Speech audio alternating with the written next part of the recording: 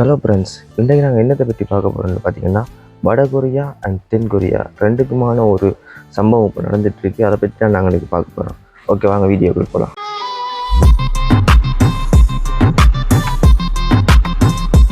Okay, இப்போ பார்த்தீங்கன்னா வடகொரியாவில் இருந்து தென்கொரியாவுக்கு 3000க்கு மேற்பட்ட பலூன்கள் பறக்க விடப்பட்டிருக்கு.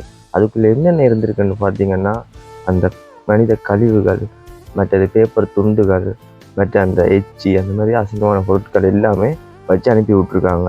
அது ஏன்னு பார்த்தீங்கன்னா, அவங்க தான் முதலாவது அனுப்பிக்கிறாங்களாண்டா அதுதான் இல்லை.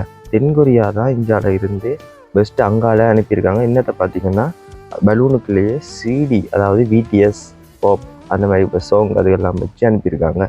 ஆனால் வடகொரியாவில் பார்த்தீங்கன்னா அதெல்லாம் பேன் பண்ணப்பட்ட ஒன்றா இருக்குது. அங்கே கிங் சாங் மூன் என்றதான் தலைவராக இருக்கார். அவர் பரம்பரையாகவே அவையெல்லாம் அப்படி ஆட்சி செஞ்சு கொண்டு வருது. அதில் அவர் சட்டங்கள் கணக்கை போட்டு வச்சுருக்காரு. அந்த சட்டங்கள்லாம் கேட்டிங்கன்னா நீங்கள் அந்த நாட்டில் இருக்கணும்னு மனித வச்சுப்பீங்க. அது என்னென்னு பார்த்தீங்கன்னா, அங்கே 15 கேஸ் ஸ்டைல்லாம் இருக்குது. 15 கேஸ் ஸ்டைலும் பார்த்தீங்கன்னா டிஃப்ரெண்ட்டாக இருக்காது. எல்லாம் இப்படிலாம் மட்ட முடியாது. ஃபுல்லாக அப்படியே மொட்டை அடிக்கிற மாதிரி தான் இருக்கும்.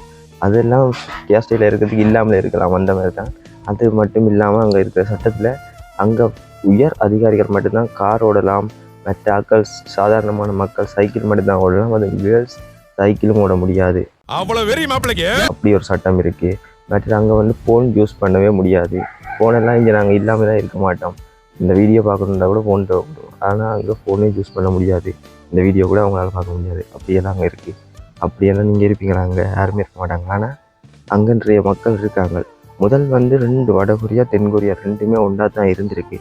அப்படி இருந்து இடையில ஒரு சண்டை தான் 2 நாடும் பிரிஞ்சது. அதுக்கப்புறம் நடுவில் வேலியெல்லாம் போட்டாங்க. வேலியெல்லாம் போட்டதுக்கப்புறம் சொல்லியிருக்காங்க, நீங்கள் இந்தியாவில் இருந்து இப்போ சொந்தங்கள் எல்லாம் வங்காளம் இந்தியாலையும் இருக்கிறதால இப்போ இந்தியாவில் இருக்கிறவங்களோட சொந்த வங்காளம் இருந்துச்சுன்னா நீங்கள் அங்கே போகலாம் 2 நாட்டிலையும் சொல்லியிருக்காங்க, வடகொரியா தென்கொரியா ரெண்டுலையும். அதில் பார்த்தீங்கன்னா வடகொரியாவிலேருந்து தென்கொரியாவுக்கு நிறைய பேர் போயிருக்காங்க. ஆனால் தென்கொரியாவிலேருந்து வடகொரியாவுக்கு யாருமே வரல. ஏன்னா பார்த்தீங்கன்னா இந்த நாட்டில் உள்ள சட்டம் அப்படி, அதான் அந்த பயத்திலே யாரும் வரல. அங்கேயாலேயே இருப்போன்னு இருந்துட்டாங்க. இந்தியாவிலேருந்து நிறைய பேர் அங்கே போயிருக்காங்க. அதுக்கப்புறம் இப்போ அந்த சட்டம் உறுதியான பிறகு அதுக்கு பிறகு பங்காளி இந்தியாவில் யாருமே வர முடியாது. அப்படியெல்லாம் வைத்து தப்பிச்சு தான் நிறைய பேர் வராங்க. நிறைய பேர் செத்து தான் போயிருக்காங்க. 2-3 பேர் தான் தப்பிச்சு போய் அங்கே உள்ள தகவலெல்லாம் சொல்லியிருக்காங்க இந்த நாட்டில்.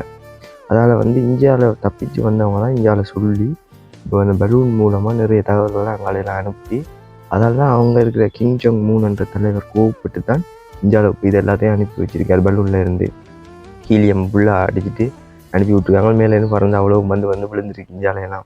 இப்போ தான் அவங்க கிண்டி பார்த்து எல்லாம் எடுத்து கொண்டிருக்காங்க.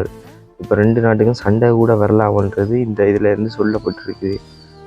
என்ன நடக்குதோ தெரியல. அந்த நாட்டில் சட்டங்களை பார்த்தீங்கன்னா வேறு நிறைய காமெடியெல்லாம் இருக்குது. எங்களே காமெடியாக இருக்கும். அவங்க மக்களுக்கு தான் தெரியும். என்னென்னா இப்போ அவங்களோட அப்பா கிங் சாங் மூனோட அப்பா செத்த நாள், தாத்தா செத்த நாள் அன்றைக்கெல்லாம் ஒருத்தர் கூட சிரிக்கக்கூட கூடாது. சிரிச்சிட்டா அவங்களோட பரம்பரைக்கு 3 தலைமுறைக்கு அப்படியே தண்டனை கொடுத்துருவாங்க, ஜெயிலில் கொண்டே போட்டுருவாங்க. அந்த மாதிரி ஈஸியிலெல்லாம் நாங்கள் அங்கே வாழ்ந்துட முடியாது. அந்த நாட்டு மக்கள் எப்படி இருக்காங்கன்னு நீங்கள் யோசிப்பீங்க. அவங்களுக்கு வெளிநாடு எப்படி இருக்குமென்றது தெரியாமல் தான் மறைமுகம் ஆகித்தான் நான் தான் அவங்களோட கடவுள், இப்படி தான் நீங்கள் இருக்கணும் அப்படின்னு சொல்லி தான் எடுத்து வச்சுருக்காங்க. இதெல்லாம் தான் நடந்து கொண்டிருக்காங்க. இப்போ ஒரு சண்டை வரும் போல இருக்குது. ஏன்னா இப்போ இதில் சொல்லியிருக்காங்க, இனி நீங்கள் இப்படி இதெல்லாம் பலூனில் அனுப்பினீங்கன்னா சண்டை தான் நடக்கும், நாங்கள் போருக்கு ரெடியாக இருக்கோம்னு வடகொரியா சொல்லியிருக்காங்க கிங் சாங் மூன். ஆனால் அவர் மட்டும் நிறைய ஸ்டைலாக எல்லாம் போட்டுவார். அவர் இஷ்டத்துக்கு எல்லா இது மாதிரி இருப்பார். ஆனால் அங்கே அப்படி இல்லைங்க. சாப்பாடு பார்த்தீங்கன்னா 2 வேளை தான் சாப்பிடலாம், அப்படியெல்லாம் இருக்குது. அப்படியெல்லாம் சட்டம் கேட்டு வச்சுருக்காங்க. அதுவும் ரொட்டி மட்டும்தான் 2 வேளை மட்டும்தான் சாப்பிடலாம். அதெல்லாம் என்னவோ தெரியலை. இந்தியாவிலலாம் அப்படி இல்லை. நாங்கள் எங்களை இஷ்டத்துக்கு இருக்கலாம், என்ன வேணால் செய்யலாம், அப்படி இருக்குது. ஆனால் அங்கே இப்படிலாம் சட்டமெல்லாம் போட்டு வச்சுருக்காங்க. மக்களும் அதுக்குள்ளே வாழ்ந்து கொண்டிருக்காங்க நிறைய பேர். அதுலேயும் இன்னொரு சட்டம் ஒன்று இருக்காருன்னு பார்த்தீங்கன்னா, இப்போ கார் வச்சுருக்கிறவங்களுக்கு கூட பெரிய அரசு அதிகாரிகள் அவங்களோட அப்பா அந்த சிலை அங்கே 3000க்கு மேற்பட்ட அவையில் குடும்ப சிலை இருக்குது. அந்த சிலை இருந்தால் அதுக்கு முன்னுக்கு ஒரு 10 அடிக்கு முன்னுக்கே இறங்கி காரை தள்ளி கொண்டு தான் போகணும். தள்ளி கொண்டு போய் தான் அங்கால போகணுமான்றாங்க. அதுக்கு சைக்கிளே பெட்டர்னு சொல்லிடலாம். அந்த மாதிரி தான் இருந்து கொண்டு இருக்குது. அது நிறைய சட்டங்கள் அங்கே கொடுமையான சட்டங்கள் இருக்குது. ஒரு வீடியோ நல்ல வீடியோவில் பார்ப்போம். இப்போ என்ன நடக்குதுன்னு பார்த்துட்டு நான் உங்களுக்கு பேர் சொல்கிறேன். அடுத்த நல்ல வீடியோ. பாய்.